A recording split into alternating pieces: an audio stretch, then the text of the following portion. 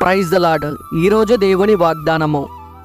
యెహోవా నా మొరను నా విన్నపములను ఆలకించి ఉన్నాడు, కాగా నేను ఆయనను ప్రేమించుచున్నాను.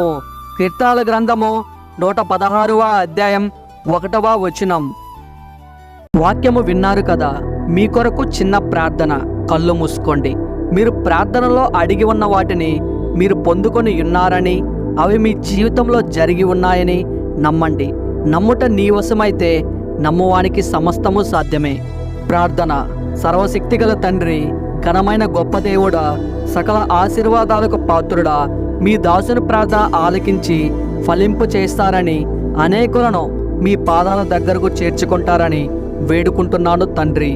ఓ దేవా, ఈ వాక్యము విన్న ప్రతి ఒక్కరిని ఆశీర్వదించి, ఈ ప్రార్థనలో మోకరించి నాతో ఏకీభవించినటువంటి మీ దాసులను, మీ దాసురాండ్రులను, ఇంకా పక్క కుటుంబీకులందరినీ ఈ వర్తమానం వినిపించి, వారి వారి కుటుంబాలలో ఉన్నటువంటి కుటుంబీకులందరినీ, వారి ఆస్తుపాస్తులను, వారి పశు సంతతిని దీవించి ఆశీర్వదించి ఘనపరచగలరని తమ ఘనతను యేసుక్రీస్తు నామంలో అడిగి వేడుకుంటున్నాం తండ్రి.